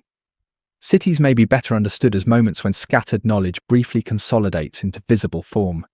When conditions allow, memory crystallizes. When conditions break, it dissolves again. Comparative mythology does not point us to a single lost civilization. It points us to a recurring pattern of loss and recovery. Human societies assemble themselves, collapse, and reassemble, each time carrying less clarity about what came before. The myths remember this pattern without naming its mechanisms. They do not preserve dates or details. They preserve warnings. They caution against arrogance.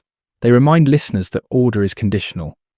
Modern analysis often treats these stories as imaginative artifacts, disconnected from material reality. But imagination does not arise in isolation. It shapes itself around experience. When similar structures appear independently, they reveal shared pressures rather than shared fiction. Early civilizations seem to have understood this intuitively. Their myths, laws, and architectures all point backward. Authority is justified through antiquity. The present is framed as a stewardship, not a triumph. This backward orientation reshapes how we interpret silence in the archaeological record. Gaps do not necessarily indicate absence of complexity. They may indicate periods when complexity was dispersed, mobile, or expressed in ways that did not fossilize easily. The world before the first city, then, does not need to be imagined as a lost golden age. It may have been a series of attempts, each partially successful, each partially erased. What survives into myth is not perfection, but memory of continuity broken. These myths endure because they remain useful. They teach humility. They discourage complacency. They frame civilization as something that must be continually earned rather than assumed. As the first cities solidify, they absorb these lessons into stone and law, but the stories remain, quietly reminding each generation that what stands now is not guaranteed. It has fallen before, even if the details can no longer be recalled. In this way, comparative mythology does not close the question of what existed before the first city. It keeps it open. It suggests that beginnings are rarely singular, and that the past we cannot see may still be shaping the way we build, remember, and fear loss. The city rises, confident yet cautious, carrying within it echoes of worlds that ended without leaving ruins. And in those echoes, the question persists, unresolved and patient, waiting for another listener to hear it. There comes a stage in every long civilization where memory stops expanding and begins to narrow, not because there is nothing left to remember, but because remembering everything becomes dangerous. Complexity strains authority. Too many origins weaken legitimacy. Too many questions destabilize order. And so, without ceremony, selection begins. In the early cities, this selection does not announce itself as censorship. It appears as organization. Archives are built, texts are copied, rituals are standardized. What survives is what can be repeated reliably, taught efficiently, and defended institutionally. What does not survive is not always false. It is simply incompatible with stability. This is how forgetting becomes structural. Once writing takes hold, memory acquires weight.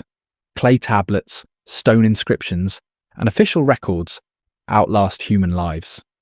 But writing does more than preserve. It prioritizes. Only certain voices are recorded. Only certain events are deemed worthy of fixation. Over time, the written record begins to define reality itself, not because it is complete, but because it is durable. Oral traditions continue alongside it, but their authority diminishes. They shift, adapt, and contradict. Institutions prefer what does not change. What can be cited becomes more powerful than what can be remembered. Gradually, the past becomes something managed rather than lived. This management does not require intent. It emerges from necessity.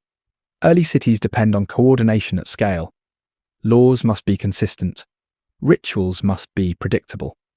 Authority must be legible. To achieve this, ambiguity is reduced. Variants are resolved. What remains is a streamlined inheritance.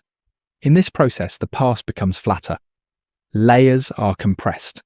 Long periods of instability are reframed as singular events. Diverse traditions are merged or discarded. The result is a narrative that feels ancient and continuous, even if it has been simplified. Religious systems play a central role here. When memory is sanctified, it becomes protected from revision. Sacred narratives define boundaries. What lies within them is meaningful. What lies outside them is either mythic or irrelevant. The gods themselves become custodians of acceptable memory. This sacralization stabilizes societies, but it also freezes them. Once knowledge is framed as divine, adaptation becomes transgression. Innovation must disguise itself as restoration. Change is permitted only when it can be justified as ancient. This explains a recurring pattern in early civilizations: reverence for antiquity paired with anxiety about deviation. Laws are described as old even when newly codified. Authority claims descent from timeless order. The present is always framed as fragile, dependent on obedience to inherited structure. What falls away in this process is not random. Knowledge that challenges hierarchy, decentralizes authority, or complicates origin stories is less likely to be preserved. Practices that cannot be standardized are abandoned. Memories that resist integration are left to erode. The silence this creates feels natural to later generations. They grow up inside a coherent story and assume it is complete. Gaps are invisible because nothing remains to signal their absence.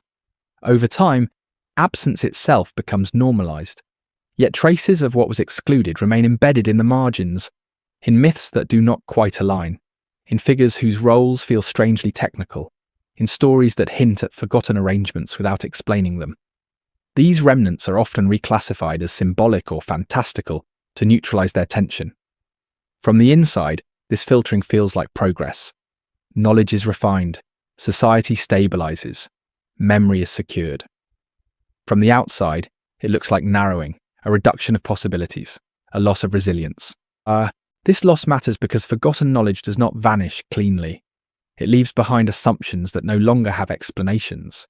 Systems continue to function, but their flexibility diminishes. When new disruptions arise, societies may find themselves unprepared, relying on rigid frameworks built for conditions that no longer exist. History shows that such rigidity often precedes collapse. Institutions that once preserved memory become obstacles to adaptation. The past they protect no longer contains enough variation to respond to change. Once again, continuity breaks. Seen in this light, the silences in early history may not all belong to deep time. Some may have been created deliberately by success. Stability itself can erase. This raises an uncomfortable question. What if the apparent clarity of early civilization is not evidence of simplicity, but of filtration? What if the first cities did not inherit a blank slate, but a crowded one, and chose what to keep? If so, then the mystery of what existed before the first city is compounded, not only by floods and erosion, but by decisions. Choices made by institutions seeking endurance. Choices that shaped what could be remembered. This does not imply deception. It implies constraint. Early societies did not have the luxury of carrying everything forward. They selected what allowed them to function. Over generations, that selection hardened into truth. Modern historians inherit this reduced archive and treat it as total. We reconstruct beginnings from what survived, rarely asking what survival required. Silence becomes interpreted as absence rather than outcome. But silence has texture. It accumulates gradually. It thickens with repetition. Each time a version of the past is chosen, others fade further. Eventually, even the memory of alternatives disappears. The result is a civilization that feels grounded, ancient, and confident, yet haunted by an unease it cannot name. A sense that something essential has been lost, not through catastrophe, but through success. When we ask what existed before the first city, we may be pressing against this institutional silence, against knowledge that once circulated freely, but could not be stabilized, against histories that resisted compression. The city stands as both archive and filter. It preserves memory, but only within walls. What lies beyond those walls, chronologically or conceptually, becomes harder to hear. This does not mean the past is irretrievable. It means it must be approached differently. Not through expectation of completeness, but through attention to absence, through listening for patterns that repeat without explanation. The deeper silence beneath civilization is not empty. It is selective. It holds the outline of choices made long ago, choices that shaped what could endure and what would be allowed to disappear. And in that silence, the question persists, unresolved and necessary. Not only what existed before the first city, but what was decided should no longer be remembered. When the idea of civilization is examined closely, its most revealing feature may not be how it begins, but how it resumes. The earliest cities carry a tone that is difficult to reconcile with innocence. They are careful. They are restrained. They behave as if something has already gone wrong once before. This tone does not belong to a society discovering order for the first time. It belongs to one trying to keep order from slipping away again. A restarted system does not announce itself as new. It presents itself as restored. Its language is conservative. Its structures are rigid. Its values favour continuity over invention. This logic runs quietly through early civilization. Power is inherited. Laws are ancient by declaration. Knowledge is framed as received rather than discovered. Even change must wear the costume of tradition. This mindset alters the shape of society from the beginning. Cities are built not to explore possibility, but to contain risk. 2. Walls do more than defend against enemies. They hold populations in place. Streets regulate movement. Institutions regulate memory. The city becomes an apparatus designed to stabilize human life against forces that have already proven disruptive. Such an apparatus makes sense only if instability is remembered, not necessarily in detail, but as expectation. A society that believes collapse is possible behaves differently from one that believes progress is inevitable. It plans more cautiously. It values predictability. It resists excess. This resistance explains why early civilizations appear tightly ordered. Social roles are fixed. Authority is centralized. Ritual is repetitive. Measurement is precise. These are not aesthetic choices. They are safeguards. They reduce uncertainty. They minimize deviation. They make behavior legible and therefore controllable. In a restarted system, control is not oppression. It is insurance. This insurance extends to how time itself is understood. Cyclical models dominate. History is not imagined as endless ascent, but as repetition. Ages rise and fall. Orders decay and return. The present is not privileged. It is provisional. This worldview is not pessimistic. It is pragmatic. Seen this way, the reverence for antiquity that defines early civilization becomes clearer. The past is not admired because it was perfect. It is respected because it survived. What endured once may endure again. What failed must be avoided. Antiquity becomes a filter through which acceptable behavior is judged. This filtering process narrows possibility. Many paths are abandoned not because they are ineffective, but because they are unfamiliar. Innovation becomes suspect unless it can be justified as recovery. Creativity is permitted only when it reinforces stability. Over time, the system grows coherent but inflexible. This inflexibility is not immediately visible. Early civilizations function well under the conditions they were designed for. They produce surplus. They maintain order. They transmit knowledge. Their success makes their structure appear natural, even inevitable. But inevitability is an illusion created by survival. The restart model suggests that what we see as the first cities are not the first attempts at complexity, but the first attempts that lasted long enough to fossilize. Earlier forms may have been more distributed, more mobile, more adaptive, but less durable. They solved problems without leaving monuments. When disruption came, those forms dissolved more completely. Knowledge survived, but its containers did not. Memory compressed. Practices persisted without context. When conditions allowed permanence again, that compressed knowledge expanded rapidly into visible systems. This expansion feels sudden only because its preparation was invisible. A restarted civilization therefore carries forward knowledge without carrying forward explanation. It knows what to do, but not always why not. Over time, this gap is filled by myth, authority, and ritual. What cannot be explained is sanctified. What cannot be traced is declared eternal. This sanctification reinforces stability but it also deepens amnesia. The original reasons for certain choices fade. The system remains, but its flexibility diminishes. Later generations inherit rules without understanding their contingency. As stability lengthens, the memory of restart recedes. The city begins to see itself as origin rather than recovery. Its conservatism is reinterpreted as tradition. Its caution is rebranded as wisdom. The silence before it becomes irrelevant. Yet the structure still carries the imprint of restart. Its fear of disorder, its obsession with measurement, its reluctance to change. These traits persist even when the original threat has passed. Eventually, new pressures arise. Environmental shifts, population changes, technological developments that fall outside the system's design. The rigidity that once preserved order now resists adaptation. Stress accumulates. Institutions strain. Collapse becomes possible again. When collapse happens, it feels catastrophic from within. But from a longer perspective, it looks like redistribution. People move. Knowledge fragments. Memory compresses once more. What survives is not everything, but what can travel. In this cycle, civilization is not a line, but a pulse. It gathers, disperses, and gathers again. Each gathering is shaped by what survived the last dispersal. Each restart is narrower than the one before, more specialized, more controlled. This narrowing may explain why later civilizations appear more complex, yet less adaptable. They inherit solutions layered upon solutions, but lose alternative pathways. Success eliminates options. Stability trims variation. The first cities, then, are not humanity's first expression of order.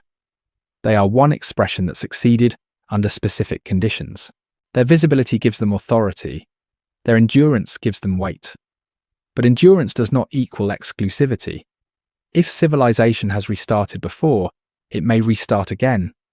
Each time it will look new to those inside it, and ancient to those who come later. Each time it will carry fragments of earlier attempts, compressed into forms that feel complete. This perspective does not romanticize lost worlds. It does not require advanced, forgotten empires or hidden golden ages. It requires only that human knowledge is resilient enough to survive disruption and fragile enough to lose context. The city emerges as a compromise between memory and control. It stabilizes what can be stabilized. It abandons what cannot. Its apparent completeness masks a long history of selection. When we look at the first cities and sense something missing beneath them, we may be sensing this compromise. Not absence, but reduction. Not emptiness, but concentration. The question of what existed before the first city may never resolve into a single image. But the idea of restart allows the fragments to coexist. It explains sudden order without invention. It explains reverence for the past without clarity. It explains stability haunted by anxiety. Civilization in this light is not a triumphal beginning. It is a careful reconstruction, built with the knowledge that it has failed before and that it could fail again. The city stands, not as proof of inevitability, but as evidence of survival under constraint. Beneath it lie other arrangements, quieter and lighter, that did not endure long enough to be seen. And above it lies the same uncertain future that has always followed every restart, waiting to test how long this configuration can hold itself together. Some questions in history do not resolve into answers. They persist as pressure points, places where explanation thins and certainty refuses to settle. As the story of early civilization approaches its outer edge, this pressure becomes harder to ignore. The evidence does not collapse into mystery, but it does not cohere into closure either. What remains is a landscape of near answers, patterns that suggest continuity without confirming it, absences that feel deliberate without proving intent. In archaeology, the most convincing stories are often built from accumulation. Repetition strengthens interpretation. Alignment creates confidence. But there are moments when repetition itself becomes suspicious. When the same gaps recur across regions, when the same sudden competencies appear without visible training, when the same myths echo loss rather than beginning, the absence stops feeling local. It begins to feel structural. This is not the absence of evidence. It is the evidence of absence behaving consistently. Early cities leave behind dense signatures: architecture, administration, ritual, law. These signatures are unmistakable, yet they arrive without a visible shadow. The expected gradient, from small experimental forms to large, integrated systems, is faint. The transition feels compressed, almost folded. Time seems to skip a step. One response to this compression is to call it coincidence or acceleration. Human ingenuity, it is said, reached a threshold. Conditions aligned. Complexity bloomed. This explanation is not wrong, but it is incomplete. It describes what happened, not how preparedness accumulated. Preparedness is difficult to see, archaeologically, because it does not always fossilize. Learning curves leave few durable traces. Adaptation often occurs in movement, in oral exchange, in temporary arrangements. These modes of existence solve problems without announcing themselves to the future. What archaeology preserves best is what insisted on staying: walls, tablets, monuments. But insisting on staying is a choice, not a default. Many societies do not aim for permanence. They aim for flexibility. They optimize for resilience rather than endurance. When such societies dissolve, they leave little behind, not because they lacked complexity, but because their complexity was light. The first cities may represent the moment when light systems became heavy, when knowledge that had travelled freely was anchored into place, when memory, no longer trusted to survive disruption alone, was given weight. This shift carries consequences. Once anchored, systems become legible. They can be administered, controlled, and replicated. But they also become brittle.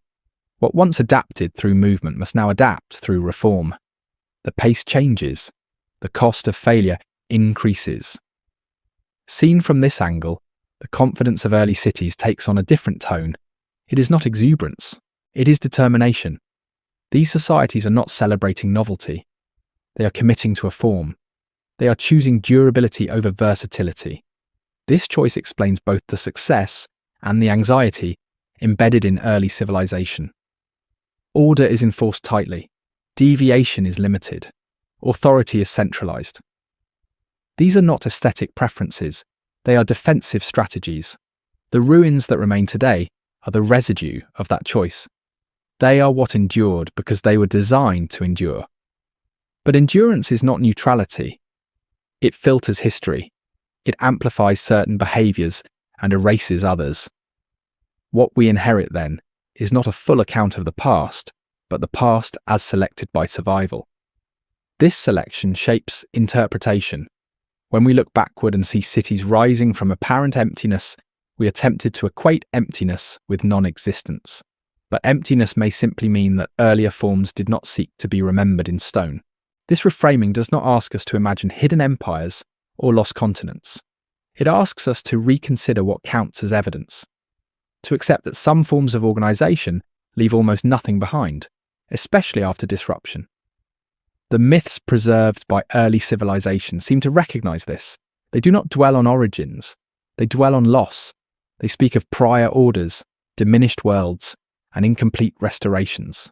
They warn rather than explain.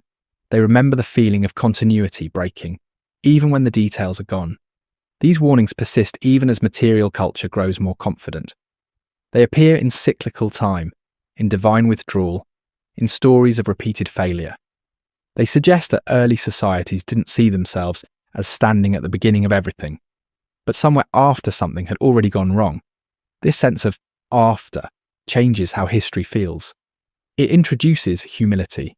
It discourages excess. It frames civilization as provisional. The city becomes not a destination, but a holding pattern. When viewed this way, the silence before the first city becomes less mysterious and more instructive. It may not represent a lack of human organisation, but a different relationship to permanence. A way of living that solved problems without attempting to outlast them. Such a way of living would be almost invisible to us now. It would have dissolved quickly under flood, erosion, and time. Its knowledge would survive only in habits, patterns, and predispositions, carried forward without attribution. Those predispositions appear in early cities as sudden competence, as inherited structure, as systems that work before they are explained. The danger lies in mistaking explanation for origin. Writing gives the illusion that history begins where it becomes legible, but legibility is not the same as existence. It is a threshold, not a genesis. The first city, then, may mark the point where human complexity crossed from ephemeral to durable. Not because it was new, but because it could no longer afford to be light, pressure, environmental, social, or cumulative, forced memory to settle. Once settled, memory changes. It becomes selective. It privileges order over possibility. It trades breadth for clarity. And in doing so, it creates the conditions for both continuity and future collapse. This duality remains unresolved. It echoes through the ruins and the records alike. Civilization stabilizes itself by narrowing. Over time, that narrowing becomes constraint. When new pressures arise outside its range, fragmentation returns. The pattern is neither hopeful nor bleak. It is cyclical. Gather, disperse, gather again. Each iteration carries less context but more structure. Each restart feels more complete and less flexible. Standing near the end of this inquiry, the question shifts subtly. It is no longer only what existed before the first city. It is what kind of existence leaves no city behind. Perhaps the most important human systems are those that do not seek permanence. Perhaps the most adaptive forms of knowledge are those that move easily and disappear quietly. If so, then our focus on cities has skewed our understanding of the past. The absence beneath the first cities may not be a void, but a different density. A history written in movement rather than stone. A civilization measured in continuity rather than monuments. We may never recover its details, but we can feel its influence in the shape of what followed, in the caution of early law, the conservatism of early power, the anxiety threaded through early myth. These are not the traits of a culture discovering itself. They are the traits of one remembering that discovery is not enough. As the ruins recede and the narrative approaches its end, no final answer presents itself, only a persistent impression that the past did not begin where we can see it, and that what mattered most may have been what could not stay. The first city stands silent and convincing. Beneath it, the ground holds no proclamation, only a thinning of traces, a gradient of presence fading into forms that solve the same human problems without asking to be remembered. And that silence does not ask to be filled. It asks to be respected. It suggests that some histories end not in ruins, but in continuity carried too lightly to endure. The question remains open, not as a failure of knowledge, but as a reminder that civilization is not defined by what it builds, but by what it chooses to hold, and what it allows to pass through time unseen. At the far edge of this inquiry, the landscape grows quieter. Not empty, but hushed, as though the ground itself is asking for restraint. After cities, myths, systems, and restarts have been traced as far as they will go, what remains is not a conclusion, but a horizon, one that recedes the closer it is approached. The first city no longer looks like a point of origin. It looks like a pause, a moment when scattered knowledge gathered itself tightly enough to leave a mark. Before it, human life did not vanish into nothingness. It thinned, dispersed, adapted, and learned to move lightly. After it, memory chose weight, walls, and permanence, accepting the costs that came with them. This shift did not make civilization inevitable. It made it visible. What existed before the first city may never resolve into a single image or name. It may not have been one civilization, but many ways of organizing life, overlapping, temporary, responsive to landscape rather than insistent upon it. Such ways would leave few traces once continuity broke. They would not build to last. They would build to function. From our perspective, this absence is unsettling. We are trained to trust what endures. We read stone as truth and silence as failure. But endurance is not the only measure of intelligence. Some systems are designed to disappear, not because they are weak, but because they are efficient under change. The city, by contrast, is a wager against uncertainty. It bets that control will outlast volatility, that memory fixed into material can resist time better than memory carried in people. For a while this wager works. Cities grow. Records accumulate. History begins to speak loudly. But loudness is not completeness. The structures that allow civilization to persist also narrow it. Choices are made. Paths are closed. alternatives fade. Over time, what remains feels total, even though it is the result of selection. The silence beneath it grows deeper, not because nothing existed there, but because fewer ways of life were allowed to continue. Standing at the end of this story, it becomes clear that the question itself has changed. It is no longer simply what existed before the first city. It is why the first city feels like the only thing we can see. Visibility has shaped our imagination. We search for beginnings where records begin, for origins where monuments stand. But human experience does not begin where it becomes legible. It begins wherever adaptation occurs, whether or not it leaves behind walls. If earlier societies learned to live with instability, moving when necessary, dispersing knowledge rather than concentrating it, they may have solved problems we no longer know how to solve. Their success would be measured not in ruins, but in continuity that required no archive. This continuity, once broken, could not be fully recovered. What followed was reconstruction, not replacement. The city emerges as a tool for holding memory still, but stillness is a condition, not a guarantee. Every civilization that has followed carries this inheritance. We build to last, even as we know that nothing does. We preserve, even as preservation reshapes what is preserved. We tell stories of beginnings, even as evidence suggests repetition. The unease that runs through early myth, lore, and architecture has not disappeared. It has only changed language. Modern societies speak of resilience, sustainability, and systems thinking. Different words, same anxiety. We still sense that order is provisional, that collapse is possible, that memory can fail. The ruins of the first cities do not instruct us by what they say. They instruct us by what they cannot answer. They remind us that what we call history is a residue, not a totality. That what we study is what stayed, not necessarily what mattered most. If the past before cities feels unreachable, it may be because it was never meant to be held in one place. It may have existed as movement, as practice, as shared understanding that lived only as long as it was needed. When conditions changed, it changed too. This does not diminish its significance, it reframes it. Civilization in this light is not humanity's first solution, but one of its most durable compromises. It trades adaptability for memory, flexibility for structure. It gains continuity at the cost of range, and range matters. When pressures arrive that fall outside a system's design, rigidity becomes vulnerability. History shows this repeatedly. Cities fall, institutions fracture, knowledge disperses again. What survives is not always what was most refined, but what could move. Perhaps this is the deeper lesson carried quietly through the record. That human intelligence is not bound to any single form.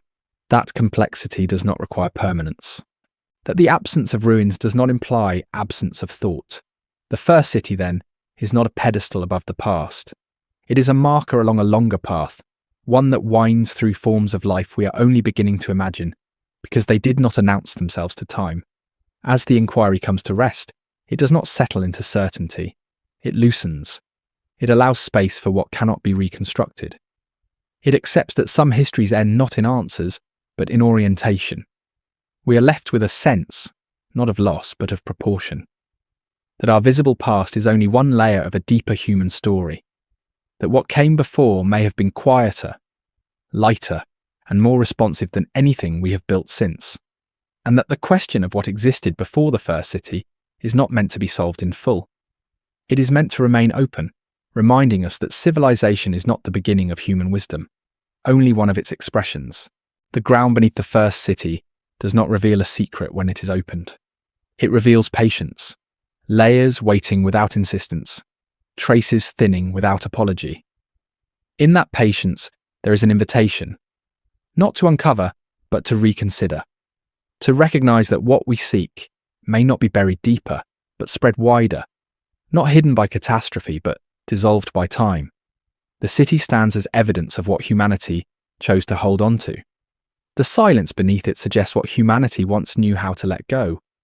And somewhere between holding and letting go, between memory and movement, the deeper story continues, unfinished, unresolved, and still quietly shaping the way we imagine our beginnings.